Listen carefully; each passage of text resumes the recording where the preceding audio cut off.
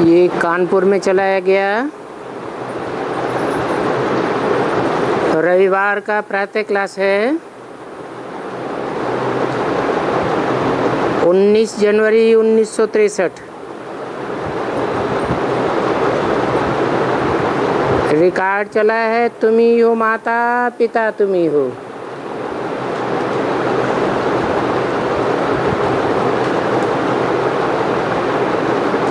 ये केवल भारतवासियों का भक्ति मार्ग का एक गीत है।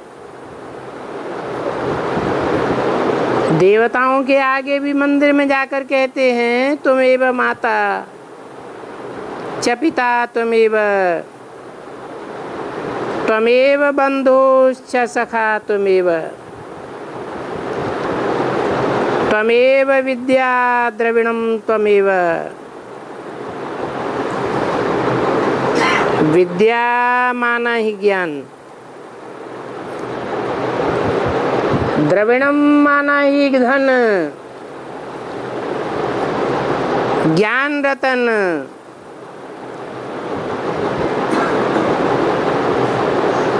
त्वमेव मम शरणम।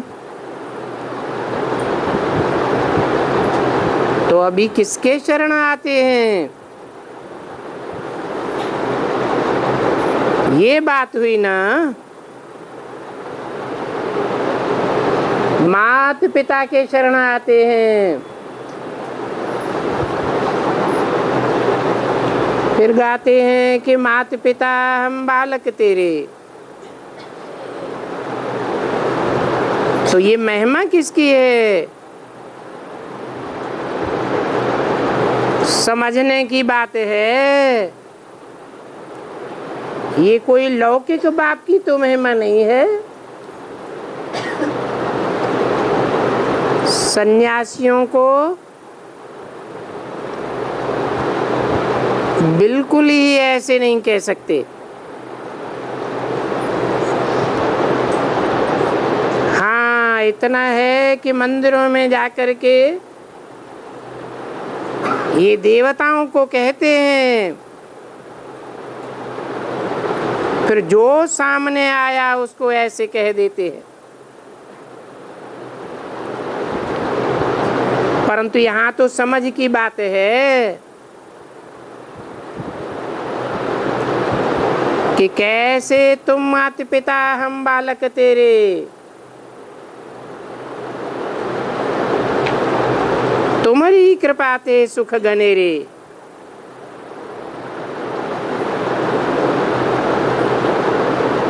ये घनेरे सुख देने वाला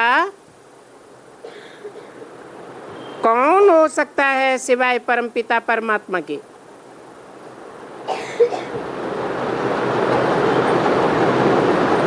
तो ये घनेरे सुख लेने के लिए उनकी गोद चाहिए, क्योंकि महिमा उनकी होती है। उनकी कह के दूर क्यों कर दिया?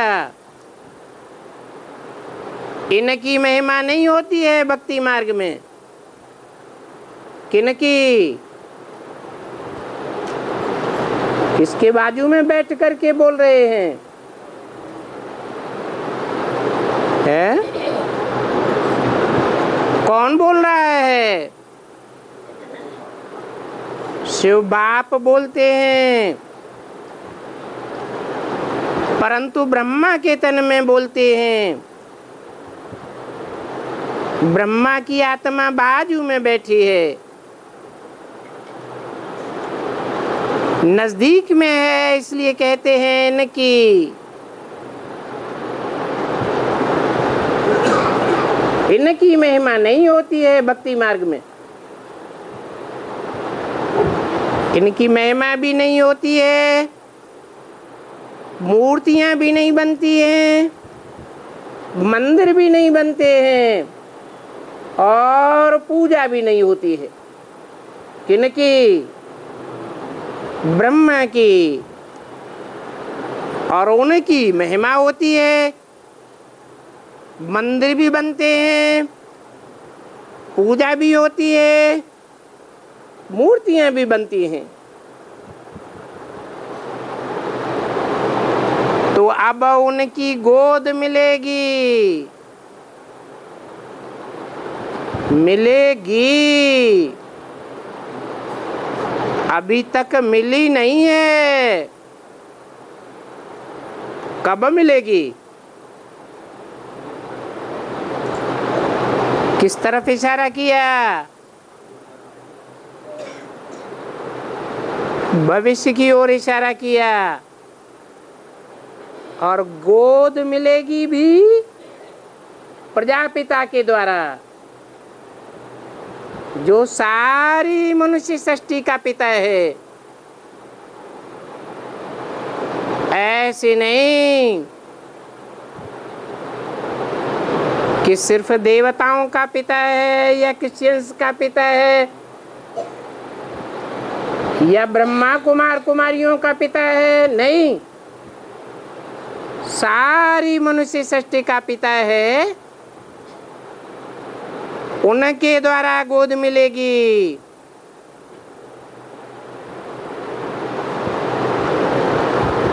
क्योंकि यह खुद आकर के दलाल बनते हैं।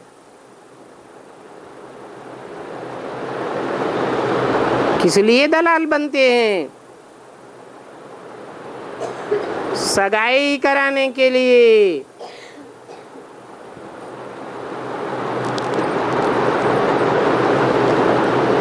कौन बनते हैं दलाल? भक्ति मार्ग में भी जब शादियां होती हैं तो ब्राह्मण सगाई के लिए दलाल बनते हैं ना। तो ये दलाल बनते हैं। कौन है?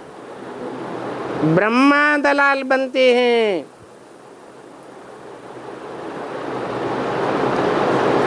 सगाई करने के लिए। अभी सगाई जब करते हैं, परम पिता परमात्मा से खुद परमात्मा सगाई करते हैं और गाते भी हैं, आत्मा परमात्मा अलग रहे बहुकाल। सुंदर मेला कर दिया जब सदगुरु मिला दलाल।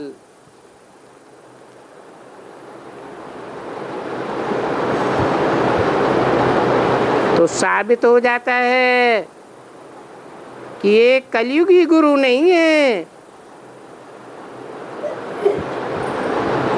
उन गुरुओं के लिए तो गाया जाता है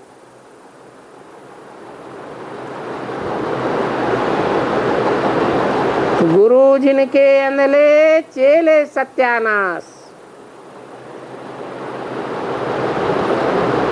2500 वर्ष की मनुष्य की सृष्टि ये बताती है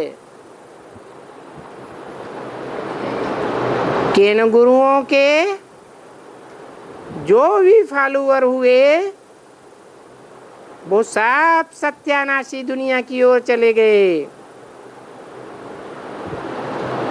कोई की भी गति सदगति नहीं हुई।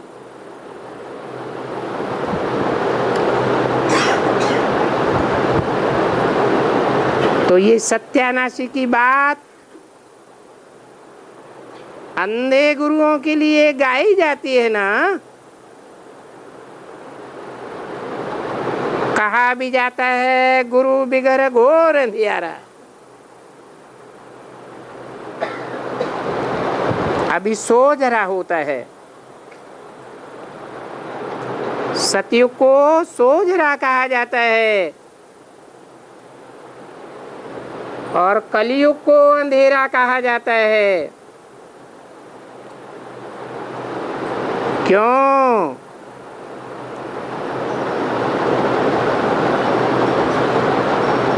क्यों कहा जाता है? कौन से शास्त्र में कहा जाता है? गीता में ही कहा हुआ है, या निशा सर्वभूतानां तस्यां जागृति संयमी।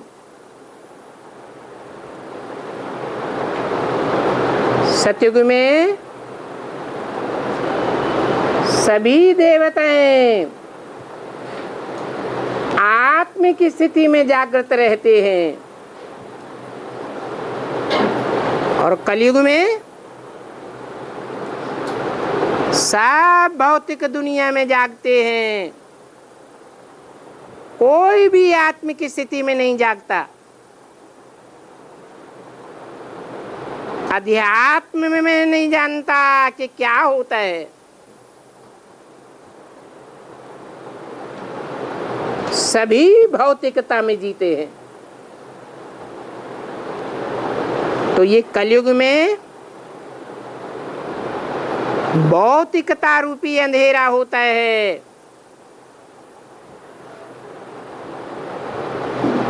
जो भोगी होते हैं वो उस अंधेरे में जागते हैं।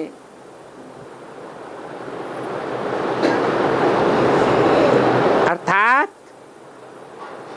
सतयुग हो तो ब्रह्मा का दिन हो तो जरूर अभी ब्रह्मा की रात हुई।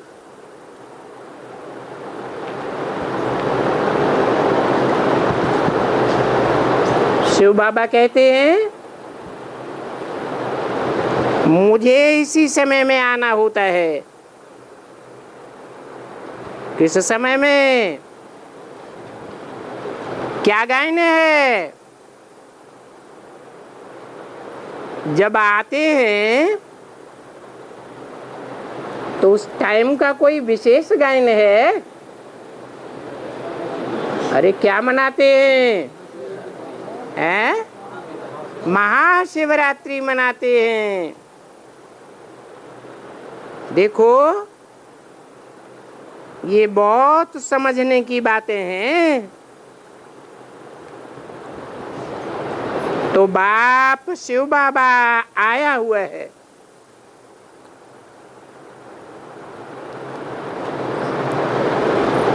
ये ब्रह्मा द्वारा ये बच्चे खड़े हैं।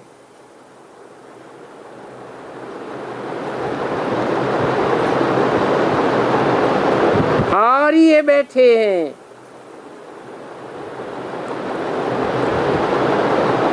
सब जानते हैं तुम माता पिता हम बालक तेरे।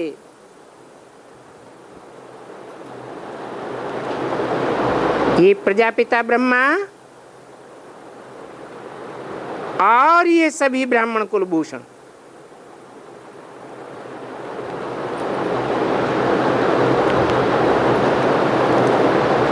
अभी ये जानते हैं कि हमको माता पिता की गोद में आने से क्या मिलता है।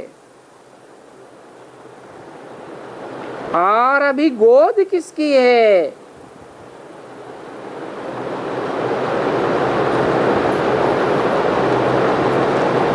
बच्चे कहेंगे शिव बाबा की। ब्रह्मा द्वारा ब्रह्मा के तन में। अभी माता और पिता जगदम्बा को भी कहते हैं और जगत पिता को भी कहेंगे।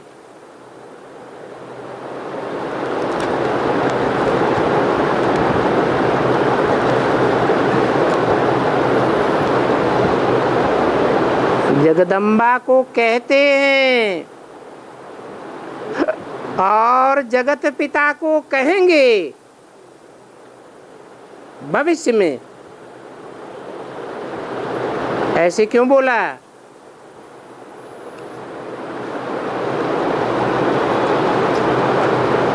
क्योंकि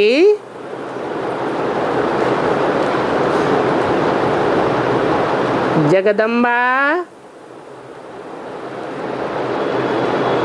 ओम राधे ब्रह्मा के तन में पार्ट बजाई रही थी।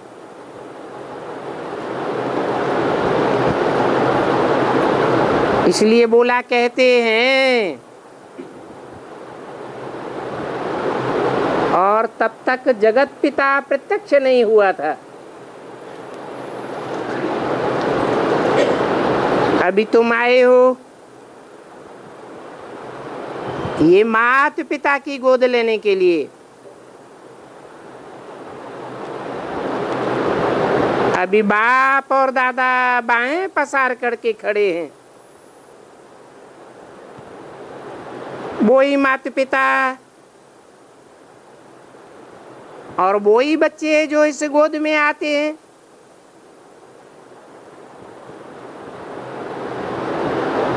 जो ब्राह्मण मुख वंशावली ब्राह्मण बनते हैं, बस बना और कौड़ी से हीरे जैसा बना।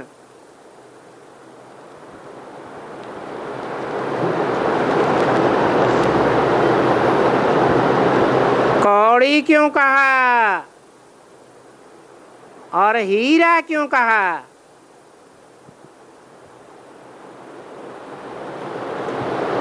क्योंकि मन बुद्धि रूपी आत्मा में कौड़ी ही याद आती रहती है, इसलिए कहेंगे कौड़ी जैसा जीवन। फिर जब बाप के बन जाते हैं, बाप की गोद मिल जाती है, तो हीरे जैसा जीवन बन जाता है। हीरे में जैसे रोशनी ही रोशनी होती है, ऐसे उस मन बुद्धि रूपी आत्मा में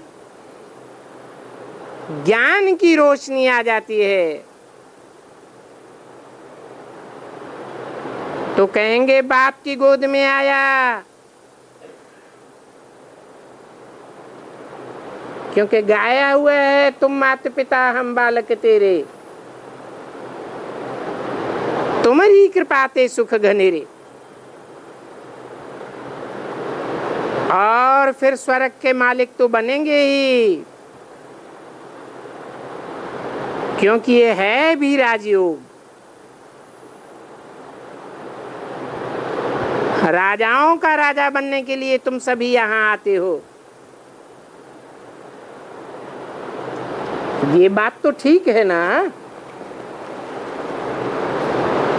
प्राप्ति के लिए आते हो, तो प्राप्ति बहुत है और अथाह प्राप्ति है।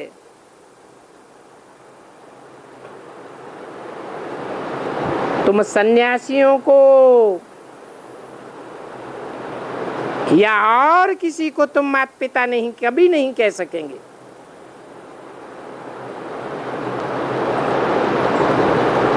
अभी तुम ये जानते हो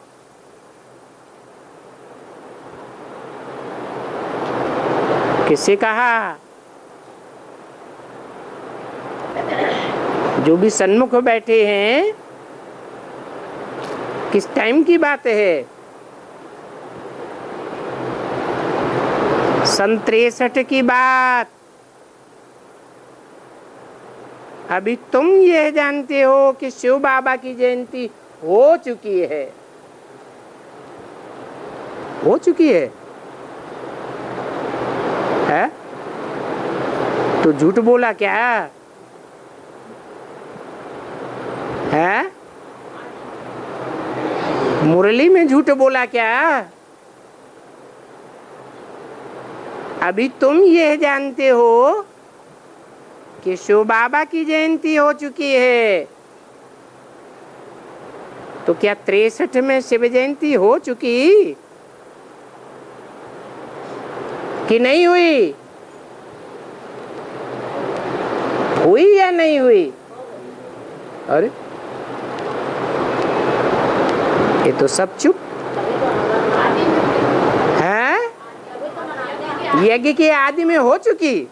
अच्छा, जयंती साकार की मनाई जाती है या निराकार की मनाई जाती है?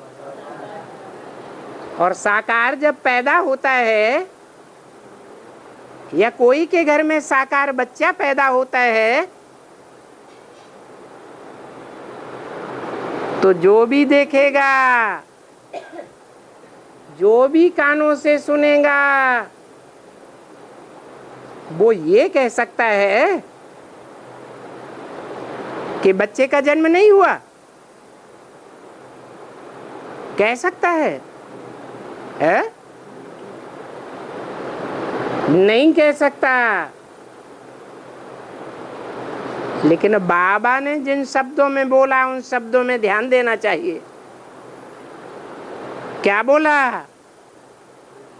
अभी तुम यह जानते हो, मैं नहीं कहता हूं। क्या क्या बोला? तुम बच्चे ये जानते हो कि शिव जयंती हो चुकी है।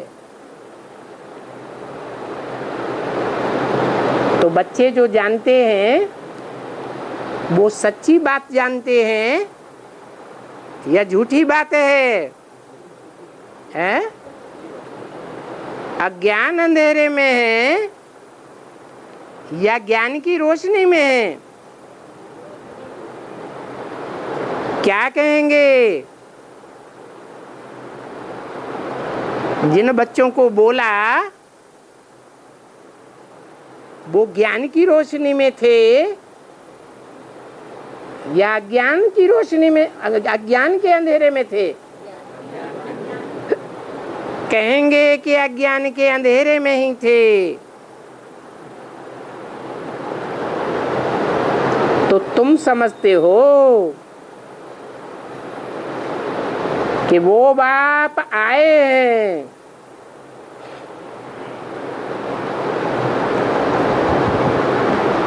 बाप आए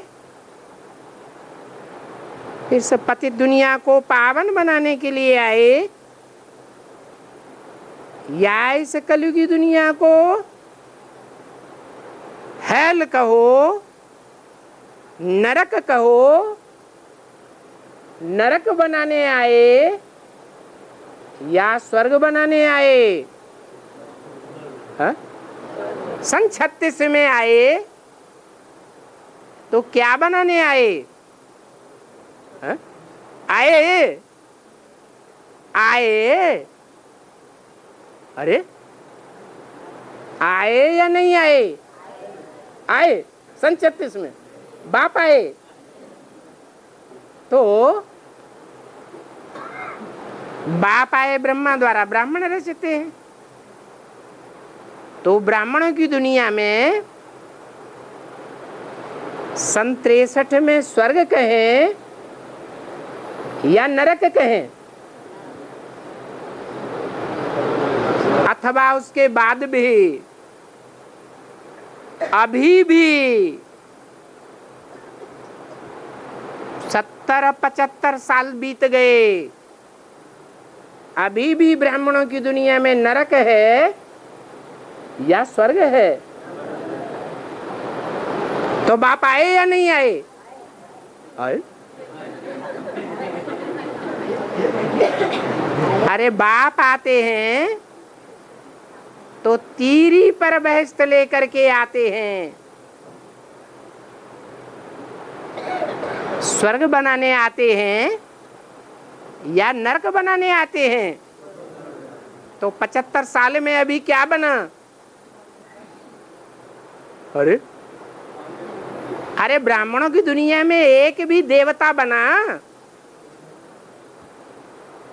निरंतर आत्मिक स्थिति में रहने वाला देवता बना? बन गया? तो बाप किस लिए आए? आए या नहीं आए? आए।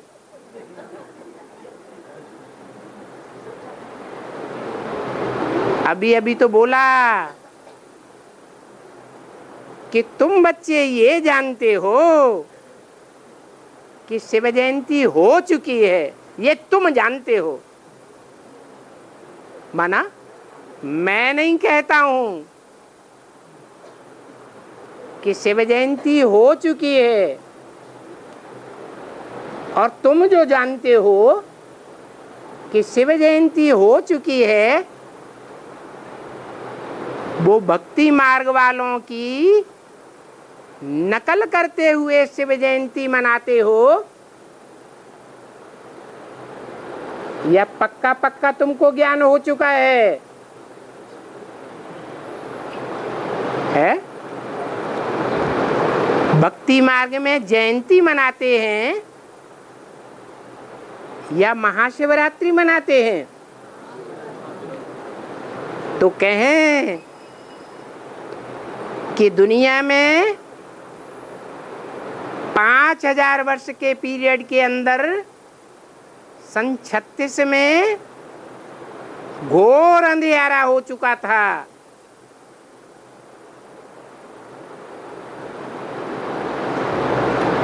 उससे ज्यादा अंधियारा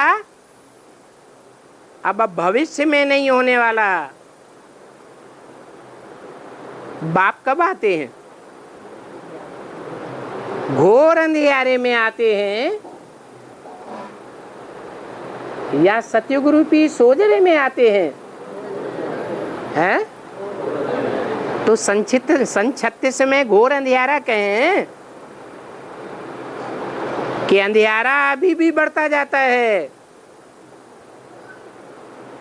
बढ़ रहा है, या 70-75 साल में घट गया है? से साबित होता है कि जयंती अभी भी नहीं हुई, अभी भी शिवरात्रि, जिसे महाशिवरात्रि गाया जाता है, अभी भी नहीं हुई। तो कब कहें महाशिवरात्रि?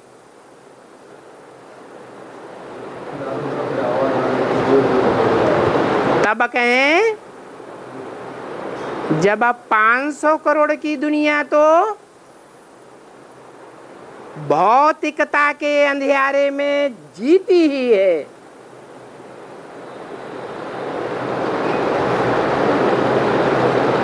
उनके लिए तो घोर निशा है ही,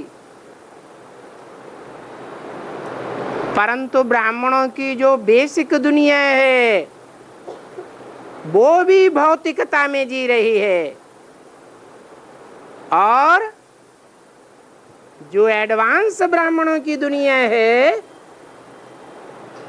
वो भी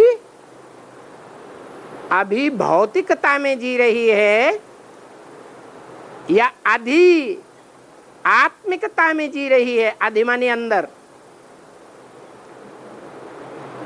आत्मा के अंदर के मनन चिंतन में जी रही है या बाहरी भौतिक दुनिया के चिंतन में जी रही है। 3 दुनिया हैं। ब्राह्मणों की बेसिक दुनिया, एडवांस ब्राह्मणों की दुनिया, और बाहर की 500 करोड़ की दुनिया। क्या कहें? तीनों प्रकार की दुनिया आध्यात्मिकता में जी रही है या भौतिकता के अंधकार में जी रही है? हैं? अरे सब चुप,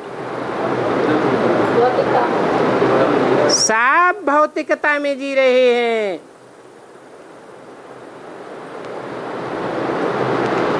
जैसे देवताएं आत्मिक स्थिति में रहते हैं, ऐसे निरंतर आत्मिक स्थिति में एक भी नहीं है।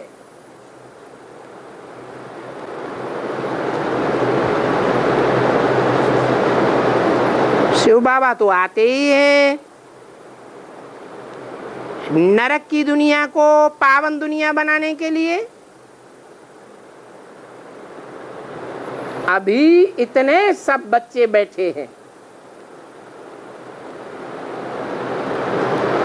इतने बच्चे किसके हो सकते हैं?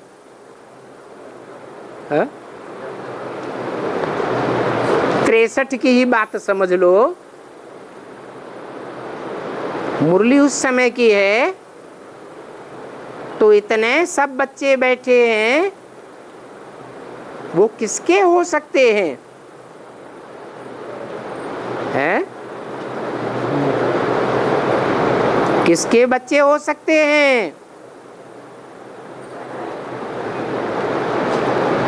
कहेंगे जरूर प्रजापिता ब्रह्मा के बच्चे होंगे।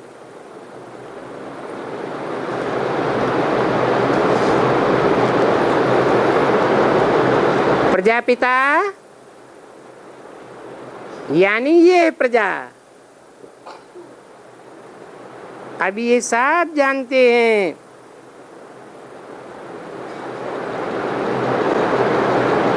या तो ब्रह्मा को कहते हैं मम्मा बाबा, ब्रह्मा और सरस्वती को कहते हैं मम्मा बाबा।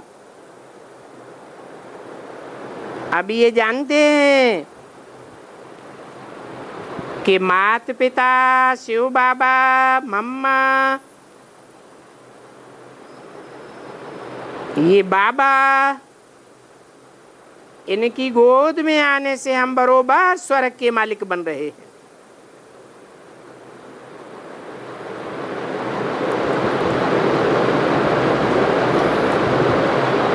गोद में आने मात्र से ही स्वर्ग के मालिक बनते हैं। इसको ही कहा जाता है राजयोग और ज्ञान।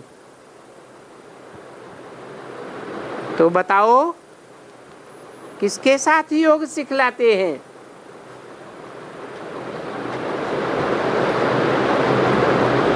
हैं? किसके साथ योग सिखलाते हैं? हैं?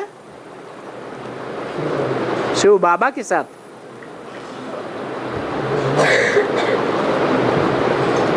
ब्रह्मा के तन में आया 63 में, तो शिव बाबा कहें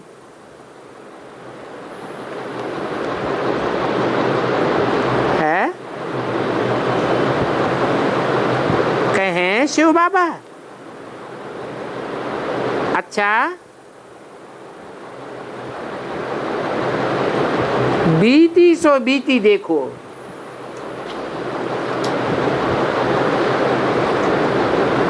ये जो भी दुनिया चक्कर लगाकर इस समय तक आए हो, ये हो गया कलयुग का अंत।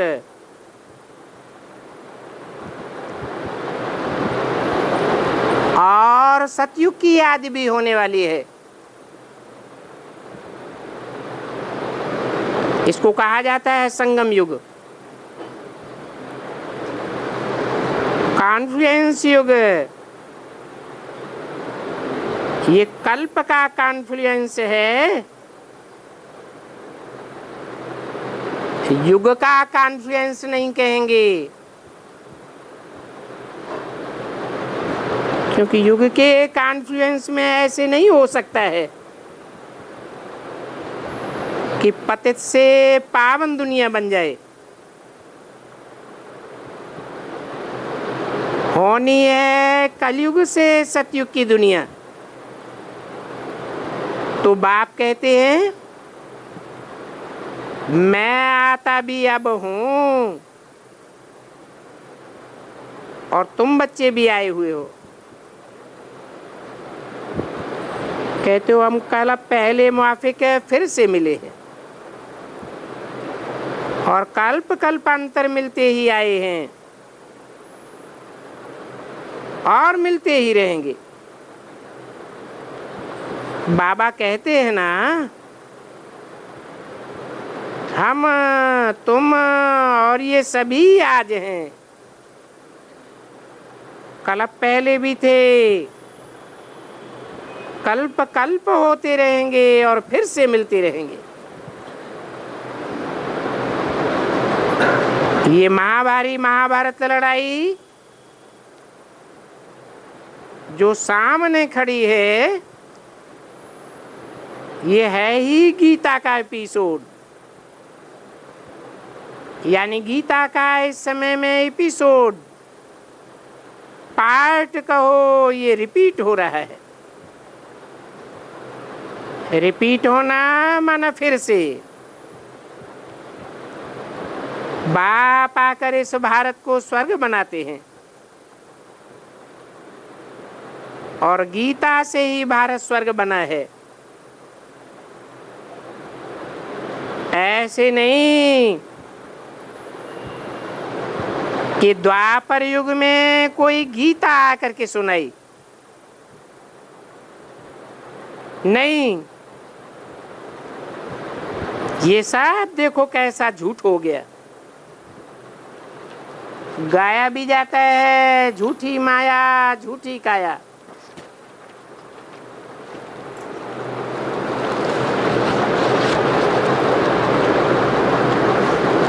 ये काया भी झूठी है।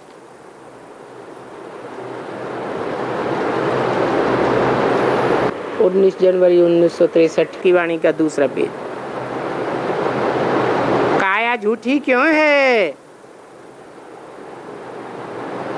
क्योंकि 5 तत्व वो भी झूठे हैं।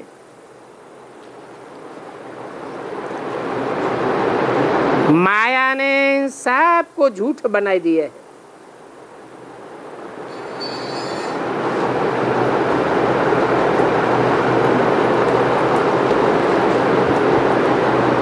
आत्मा को भी झूठा बनाई दिया है। आत्मा जो कुछ बोलती है झूठ ही बोलती है।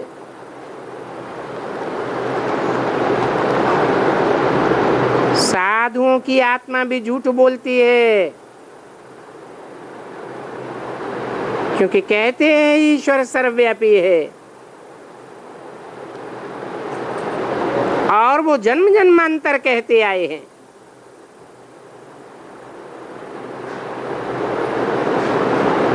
ऐसा कहने से क्या फायदा हुआ?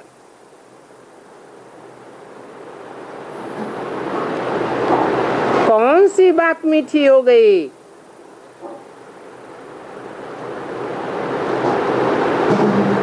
कोई बच्चे से पूछो तुमको मालूम है शिव कहाँ है? तो बच्चा भी बोलता है मेरे में है, तेरे में है, फलाने में है। तो बाप बैठकर कहते हैं ये तो तुम जन्म जन्मांतर करते आए हो, मुझे सर्वव्यापी कहते आए हो, शास्त्र पढ़ते आए हो। परंतु बाबा कहते हैं बच्चे ज्ञान भक्ति और वैराग, ज्ञान माना ही सतयुग, सतयुग के साथ त्रेता भी। ये सतयुग और त्रेता ब्रह्मा का दिन, भक्ति माना ही द्वापर और कलयुग। और ये चक्र फिरता रहता है। ज्ञान के बाद भक्ति, ये चक्कर फिरता जाता है। भक्ति से दुर्गति होती है। तो अभी दुर्गति का अर्थ तो समझ गए ना? भक्ति माना भागते रहना, बुद्धि भागती रहती है। बुद्धि को ठिकाना पक्का मिलता ही नहीं, धक्का खाते ही रहते हैं। भक्ति के धक्के खाते खाते फिर देखो अंत में भगवान आकर के मिलते हैं।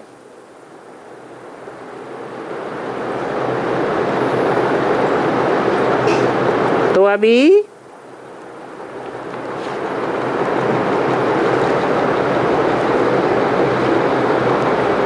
खड़े हैं ना बरोबर।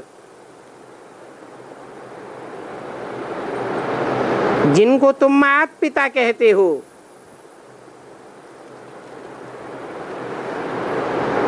आया हुआ है बरोबर।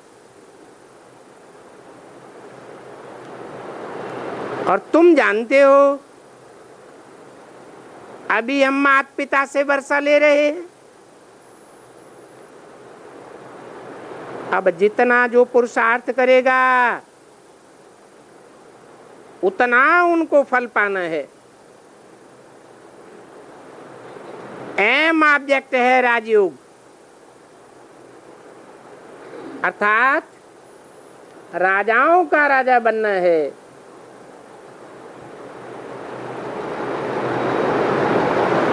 तो ये हो गई पाठशाला। राजाई पद पाने की, पद दिलाने की पाठशाला है। और कौन बैठ करके पढ़ाते हैं?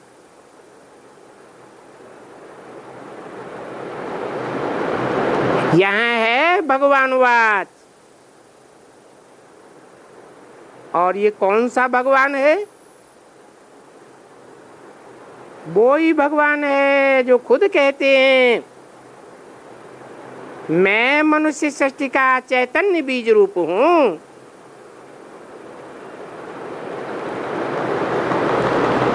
वो झाड़ जड़ होता है और उसका बीज भी जड़ होता है।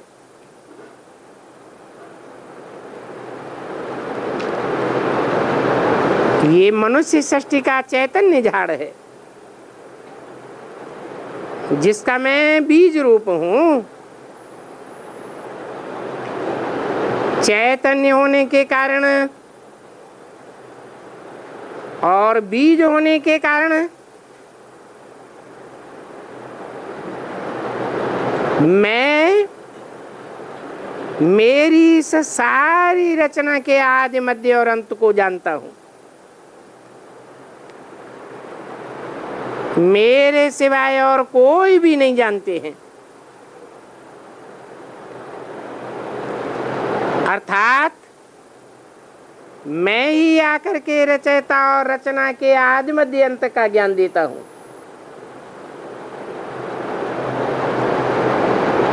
और मैं सारे कल्प में एक ही बार आता हूं।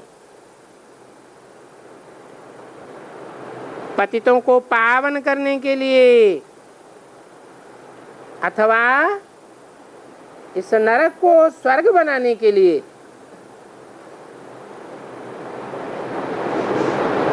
इस कलह युग को सतयुग बनाने के लिए तो मेरा आना होता है संगम युग पर। अभी कितनी सहज बातें बाप समझाते हैं और कहते हैं कि बच्चे तुम पहले अव्यभिचारी भगत थे, तो बताओ अव्यभिचारी भक्तों में पहले पहले अव्यभिचारी भक्त कौन बना?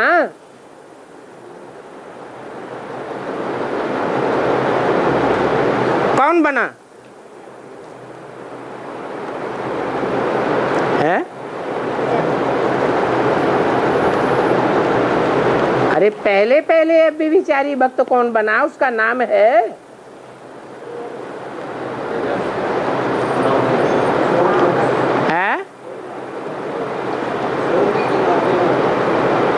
जोर से बोलो। सोमनाथ बना।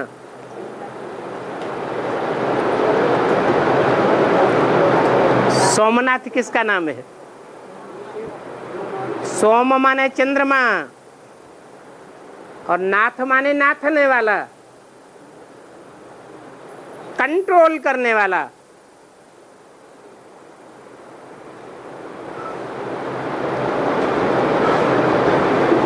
ब्रह्मा रूपी चंद्रमा जो शिव की मन रूपी शक्ति है, मन रूपी घोड़ा कहो, बैल कहो, उसको नाथ डालने वाला कंट्रोल करने वाला।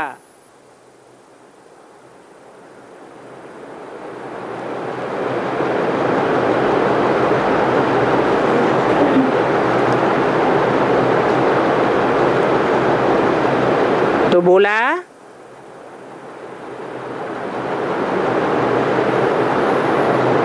अभी कितनी सहज बातें बच्चों को बताते हैं कि बच्चे पहले पहले तुम अविचारी अव्यभिचारी भक्त थे,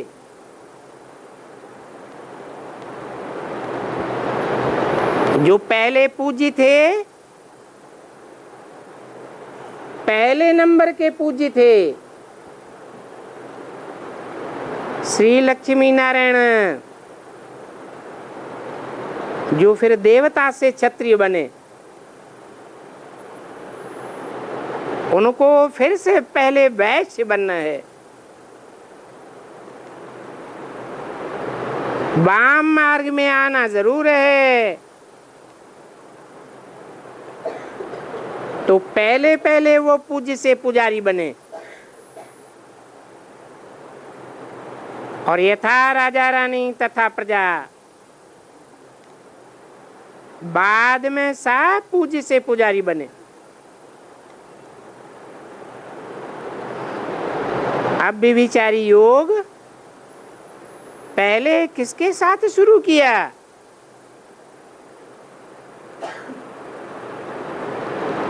हैं?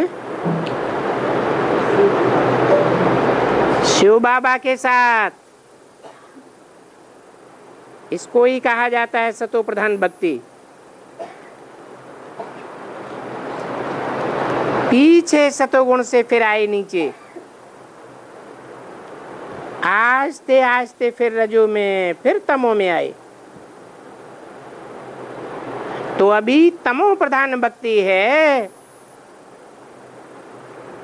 सब तमो प्रधान। कोई भी ऐसी चीज नहीं है जिसको सतो कह देवें, क्योंकि सतो प्रधान तो सतयुग को कहा जाता है। अभी देखो ये कौन है?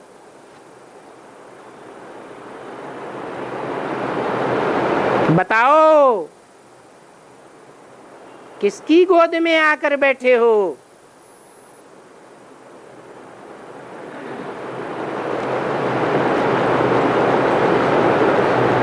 पूछा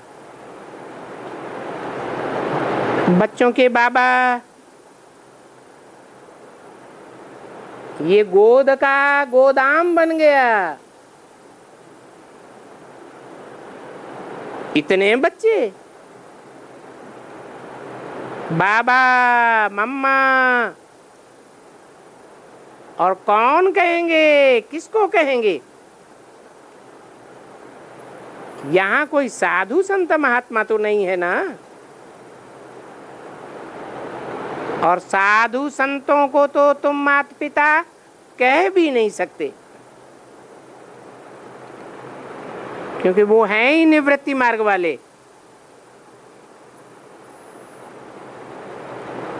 ये तो है प्रवृत्ति मार्ग। बाप समझाते हैं, तुम कल की बातें भूल गए हो।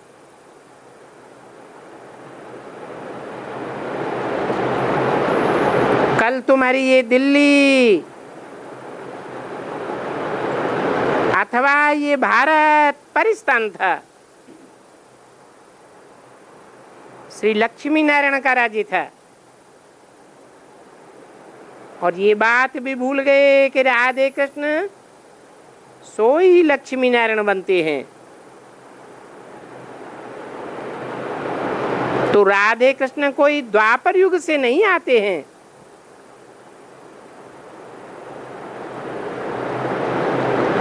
राधे और कृष्ण सतयुग के 16 करोड़ संपूर्ण युग में आते हैं।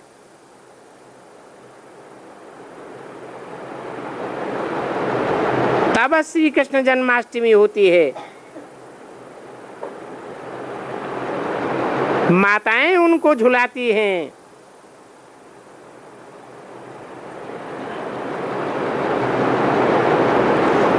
फिर रेस करके जो राम के भक्त हैं वो ये रामचंद्र को आगे नहीं झुलाते थे।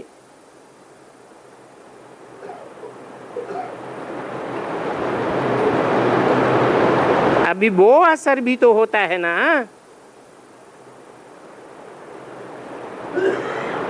तो रामचंद्र को भी अभी कोशिश करते हैं झुलाने के लिए।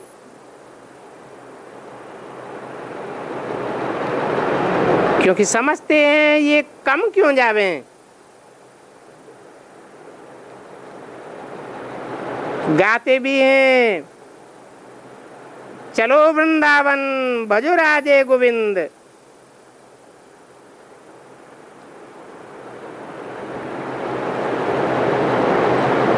ऐसे ऐसे कुछ कहते हैं। अभी राधे गोविंद तो सतयुग में थे ना।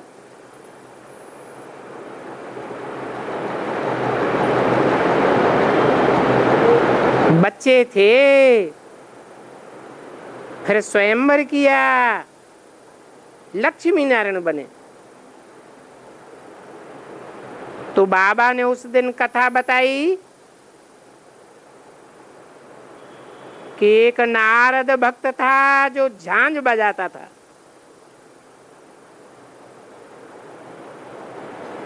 और स्वयंवर होता था लक्ष्मी नारायण का।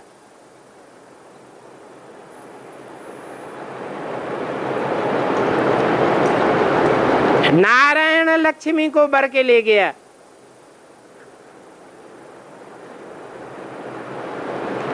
नारद झांझ बजाता रह गया। ये एक दंत कथा बनाई हुई है दृष्टांत के मुआफिक।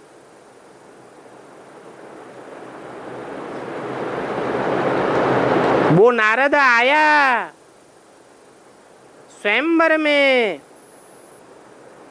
और बोला कि मेरी दिल है कि मैं लक्ष्मी को वरूं।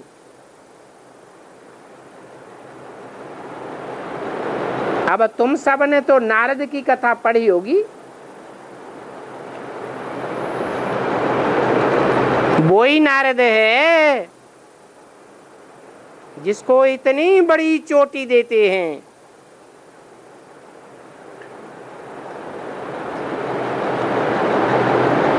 उनको कहा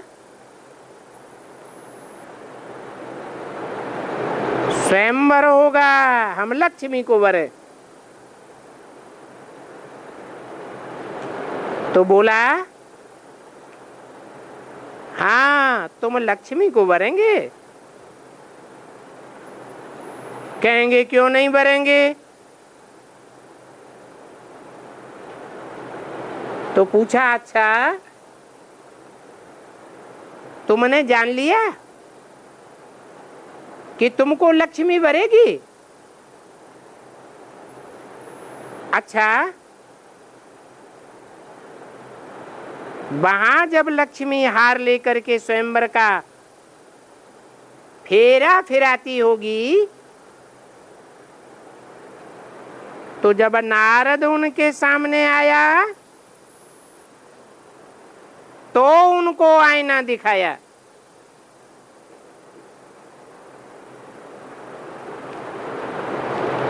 ज्ञान का दर्पण दिखाई दिया।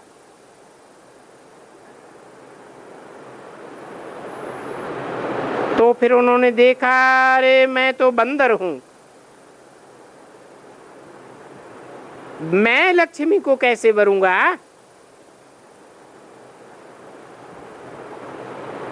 तो भारत इस समय बंदर है। 5 विकार भरे हुए हैं। तो जो भी बंदर होंगे वो लक्ष्मीपति कैसे बनेंगे।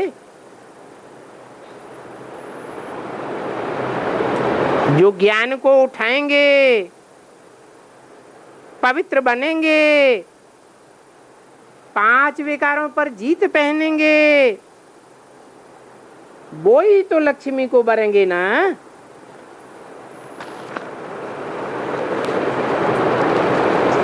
तुम किसके लिए यहाँ आते हो? अरे कहते हैं मैं लक्ष्मीपति बनूं, या कहते हैं मैं नारायण की लक्ष्मी बनूं। तो नारायण ही बनना है व लक्ष्मी बनना है, या तो नारायण को वरना है या नारायण को लक्ष्मी भरे। तो ये देखो इम्तिहान कैसा वंडरफुल है। तुम यहाँ आए हो बंदर से लायक बनने,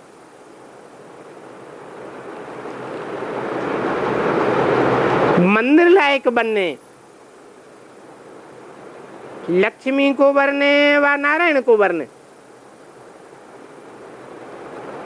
नर से नारायण बनना या नारी से लक्ष्मी बनना तो जरूर आपस में बरेंगे।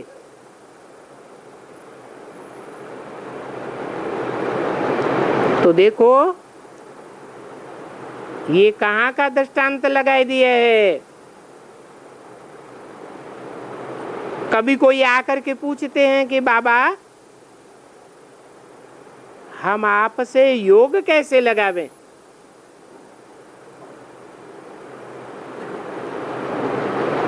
तो बाबा कहते हैं अरे मुर्दे, बाप से योग कैसे लगावें? ये प्रश्न भी कोई सेंसिबल उठा सकता है क्या? तुम अपने लौकिक बाप से कैसे बुद्धि योग लगाते रहे? तुमको अपना लौकिक बाप याद नहीं आता था? लौकिक बाप के लिए तो तुम कभी नहीं पूछते थे। कहते भी हैं बाबा को शिव बाबा। बाप ने कह दिया है बच्चे मन मना भव, अर्थात मुझे याद करो तो तुम्हारे सब विकर्म भस्म हो जाएंगे। हे बच्चे, अपन को दे ही अभिमानी समझ करके अगर प्रश्न पूछेंगे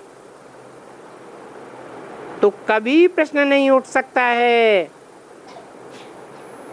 कि हम आत्माएं हैं, हमको बाबा ने फरमान दिया है कि मुझे याद करो,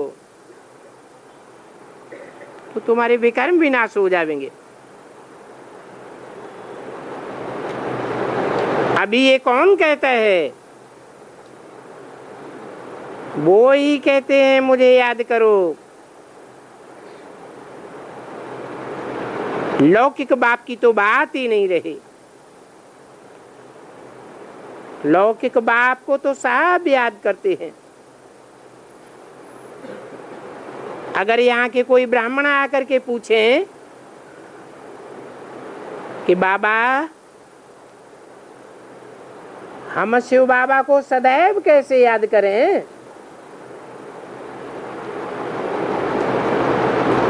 हम बाबा को सदैव याद नहीं करेंगे तो क्या करेंगे? ये प्रश्न उठ रहा है कोई को। तो बहुत ही ऐसे प्रश्न पूछते हैं कि बाबा हमारा सदा काल योग कैसे लगे? तो बाबा कहते हैं अरे तुम्हारा लौकिक बाप से सदा योग नहीं लगा था क्या? वो तुम्हारा लौकिक बाप और ये तुम्हारा पारलौकिक बाप, वो तुमको दुख देने वाला, उनसे तुम्हारा सदा योग नहीं लगा। वो तो तुमको काम कटारी में डालने वाला था। तुमको विख पिलाने वाला था, जो तुमको अमृत पिलाकर स्वर्ग का मालिक बनाते हैं। तुम कहते हो बाबा, इस बाबा के साथ हम योग कैसे लगावें? बाबा कहते हो, शिव बाबा कहते हो, परम धाम का मालिक कहते हो, फिर कहते हो योग कैसे लगावें? ये भी कोई बात हुई? तुमको इतना भी अकल नहीं है। कहेंगे बुद्ध हुई है। योग लगाना तो बहुत ही सहज हुआ ना, मोस्ट इजी कहते हैं। उस लौकिक बाप को इतना याद नहीं करना होता है जितना उनको याद करना होता है, क्योंकि वो सर्वशक्तिवान बाप है, जो आकर के स्वर्ग का मालिक बनाते हैं। जहां स्वर्ग में अथाह प्राप्ति है, वो ही बोलते हैं ये तुम्हारा अंतिम जन्म है। और अभी इस जन्म में तुम्हारा एक ही सद्गुरु है, बाकी तो तुम्हारा कोई भी गुरु काम नहीं आवेगा। और फिर ऐसे भी नहीं समझो कि बूढ़े होंगे तब गुरु करेंगे। बूढ़ा होना यानी वानप्रस्थ अवस्था। आज जैसे गुरु किया जाता है सो तो बिल्कुल कायदे मुजूब है। भक्ति मार्ग में तो जरूर गुरु भी ऐसे ही करना है। जबकि हम फुर्सत में हो जाते हैं, गुरु करना है निर्वाण धाम के लिए, निर्वाण धाम जाने के लिए पुरुषार्थ करते हैं, क्योंकि वानप्रस्थ अवस्था लेते हैं, अर्थात वाणी से परे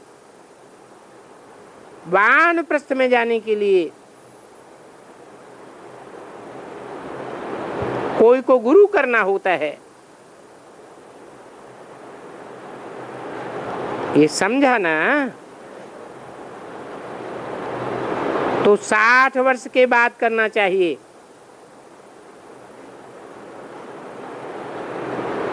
परंतु आजकल के कलयुगी गुरुओं ने सभी को, छोटे बड़े फलाने को, सभी को गुरु बनाई दिया।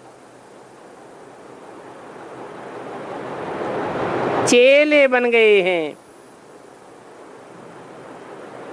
जिन अथाह गुरुओं से बहुत गुरु होते आए, परंतु आखिरी रिजल्ट क्या हुआ?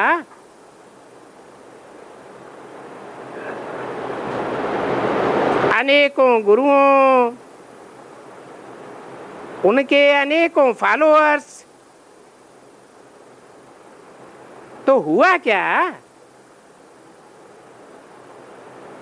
कहेंगे गुरु जिनके अंधले चेले सत्यानाश, क्योंकि ये हैं अंधे की औलाद अंधे। माया ने सबको अंधा कर दिया।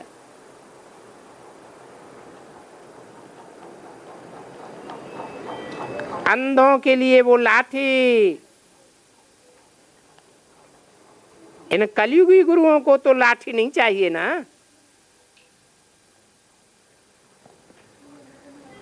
और कोई मनुष्य लाठी नहीं है। सब अंधों की लाठी वो एक ही प्रभु है।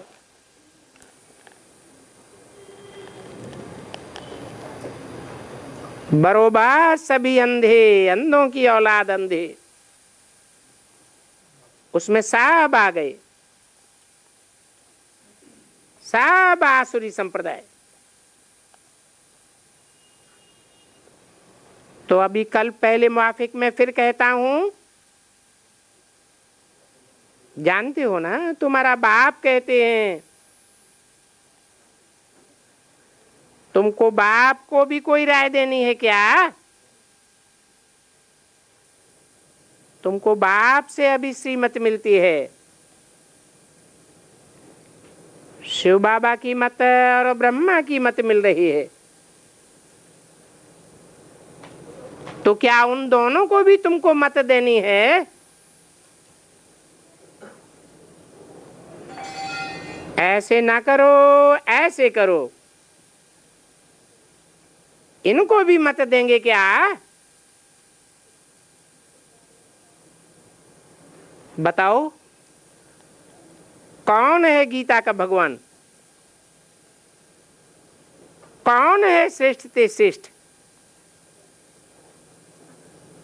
श्रेष्ठ ते श्रेष्ठ जो है वो ही परमपिता परमात्मा, जो कृष्ण को भी, जो कृष्ण तमो प्रधान में आते हैं उनको भी श्रेष्ठ बनाते हैं, लक्ष्मी नारायण जैसा बनाते हैं। इन बातों को समझते हो या नहीं समझते हो? क्या माया ने तुमको गॉडरेज का ताला लगा दिया है? तुम्हारी बुद्धि को पत्थर बुद्धि कर दिया है? सहज बात बाप फिर से आकर के कहते हैं, बच्चे अभी सबको वापस जाना है। इन बच्चों को भी वापस जाना है।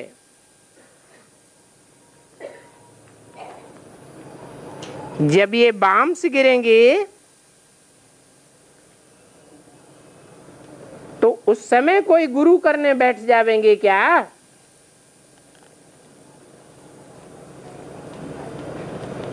ये गुरु आज सब मर जावेंगे। अभी छोटे बड़े सब की वानप्रस्थ अवस्था है, छोटे बड़े सभी को वापस जाना है। वानप्रस्थ कहा ही जाता है वापस जाने के लिए। वापस जाना है, पुरुषार्थ करना है। निर्वाण धाम भी उसको कहा जाता है, इनकॉर्पोरियल वर्ल्ड भी उनको कहा जाता है, और निराकारी दुनिया भी उनको कहा जाता है। दुनिया माना ही दुनिया, यानी आत्माओं की दुनिया। अच्छा, ओम शांति।